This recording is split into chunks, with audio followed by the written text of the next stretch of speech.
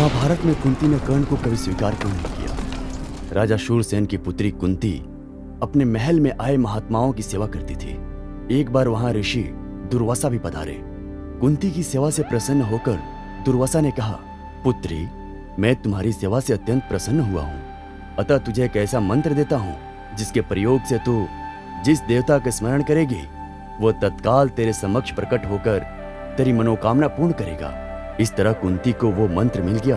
कुंती तब कुमारी थी। एक दिन कुंती के मन में आया कि क्यों न इस मंत्र की जांच कर ली जाए, कहीं ये यूं ही तो नहीं। तब उन्होंने एकांत में बैठकर उस मंत्र का जाप करते हुए सूर्यदेव का स्मरण किया। उसी क्षण सूर्यदेव प्रकट हो गए। कुंती हैरान परेशान, अब क्या करे?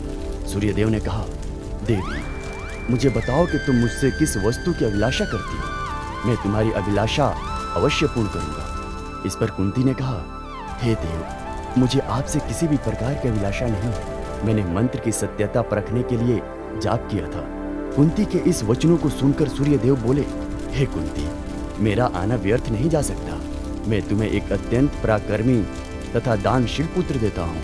इतना कहकर सूर्यदेव अंतर्ध्यान हो गए। जब कुंती गर्भवती हो गई तब लज्जावश ये बात वो किसी से कह नहीं सकी और उसने ये छिपा कर रखा।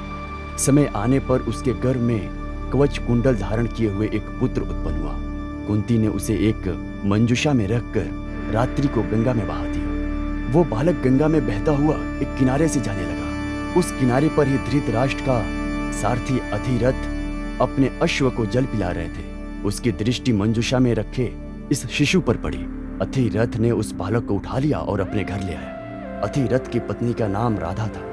राधा ने उस बालक का अपने पुत्र के समान लालन पालन किया। उस बालक के कान बहुत ही सुंदर थे, इसलिए उसका नाम कर्ण रखा गया। इस सुत दंपति ने ही कर्ण का पालन पोषण किया था, इसलिए कर्ण को सुत पुत्र कहा जाता था तथा राधा ने उसे पाला था, इसलिए उसे राधे भी कहा जाता था।